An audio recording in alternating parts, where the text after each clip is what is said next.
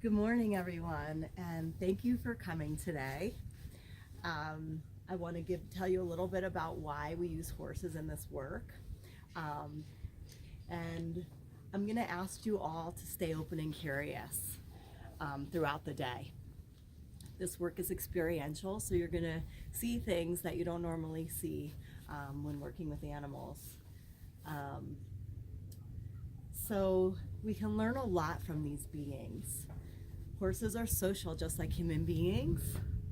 We can learn a lot about presence, and we can learn a lot about intuition, okay? And so what do I mean by that? So when I say that horses are social, like human beings, horses travel in herds. They are herbivores, and they are also prey animals. And so they're not hunters. Other animals hunt them. And so that's the reason why they travel in herds, is that it keeps them safe. But as I said, they're also social. Herds have a hierarchy, and they are always looking to the head mare as to what to do next. So they're taking instruction from one being in their herd. So what would happen if all of us decided that we were all going to be the leader, say in a group setting or something like that? It would be a bit chaotic. And so horses keep themselves safe in that way by traveling in herds and having one leader of their pack.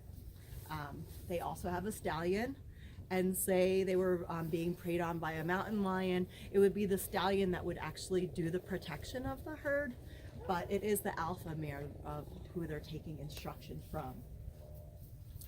So horses are always picking up on energy, and that happens through their adrenal glands. And so they are always paying attention to their surroundings. There's a reason that their eyes are on the side of their heads. They mostly use monocular vision, and they can pretty much see almost 360 degrees around their bodies. And that allows them to pay attention to their surroundings. So sometimes you might see a horse extend its neck really high, and that's so that they can see further in the distance. Horses communicate through their ears. They also have a facial expression, but when we're working with horses, we're going to pay attention to their ears. So right now we can see that Mia's ears are slightly up. So she's maybe curious about what's going to happen. So we're having communication here, and she's just present, but also alert as to the fact that I'm here and I'm speaking. When we see a horse pin its ears all the way back, that means that we want to give the horse space. It's saying, hey, you're in my space, I don't want you here, move. And it's just giving you a warning of, get out of my way. And that's what I mean when I talk about intuition. So human beings, we might get a feeling, we're around somebody or something in a situation, and we do a lot of second guessing.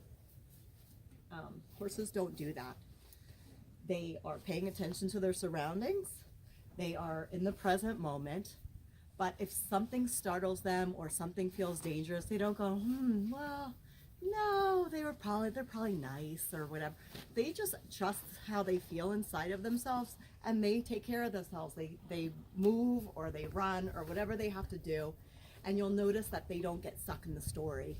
Why was that mountain lion preying on me? It's mean. I'm a nice horse, or whatever the stories, like human beings, of the stories that we tell ourselves. Horses just don't do that. They take care of themselves and they go right back to grazing. And that brings me into presence.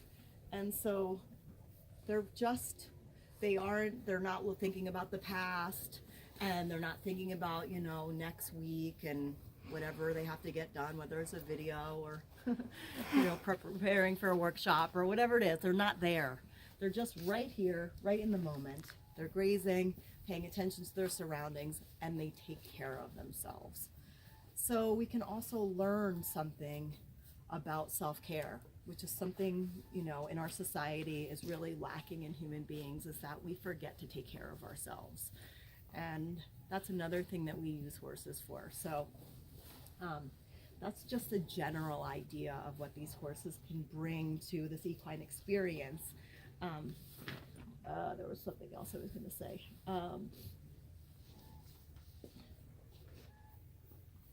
Okay, well, moving right along, I forgot. It'll come back to me. So let me tell you a little bit about horse safety. So horses are very large animals. So when we're around them, we need to stay present and be paying attention to what's going on with their ears, but also what's going on with their body. They can startle easily. That's part of their safety and how they take care of themselves, is that, you know, if they need to jump and start to pay attention to something, you know, you don't want to be in their way. So you're just always paying attention to when you're with them. So as I said, horses' eyes are on the side of their head. They have 2 blind spots. So if you were to approach a horse coming straight at it, it may not see you and you could startle it in that way. There's a blind spot right here, and it goes about 4 feet in front of them. And there's another blind spot in the rear of the horse. So it's back here, and it goes about 10 feet. So you just want to pay attention.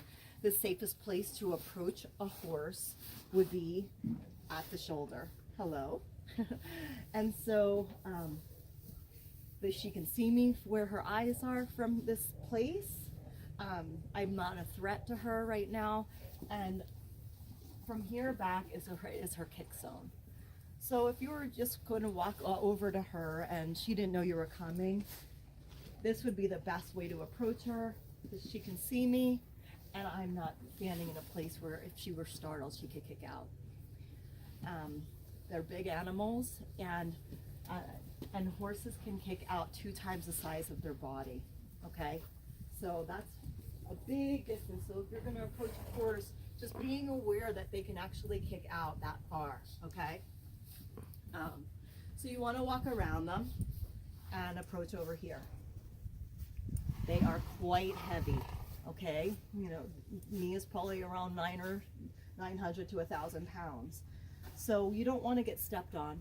So you want to always wear, you know, safe shoes, and you want to pay attention to where their footing is.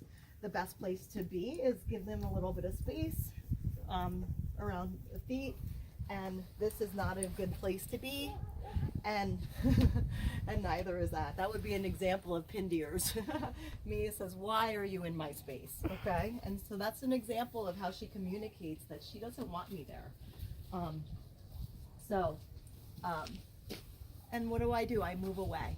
Okay, so we're always going to be careful and take care of ourselves when we're around them. Thank you for that example, Mia. So I talked about the kick zone and their blind spots and the footing. Let me make sure I cover everything. Okay, so another thing is that it's fun to play with the horse's muzzle. You know, I think human beings just, you know, are attracted to their mouths.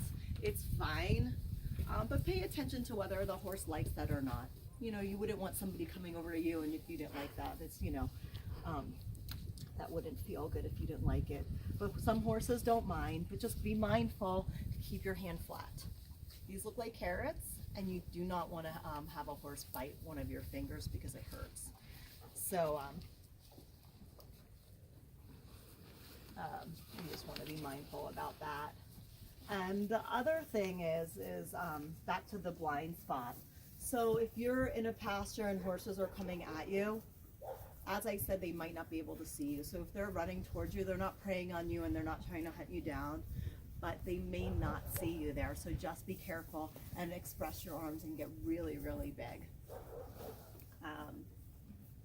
And I think that basically covers it. Maybe I can tell you that, something about, you know, part of their energy is that horses don't lie. And so you're going to notice a shift in the horse's behavior throughout the day based on what's going on inside of you. And rather than give you a whole example on what that looks like. I'm just going to ask you to stay open and curious. I'm going to ask you to pay attention to the horse's behavior and keep yourself safe today. And I look forward to getting started this work with you. Thank you.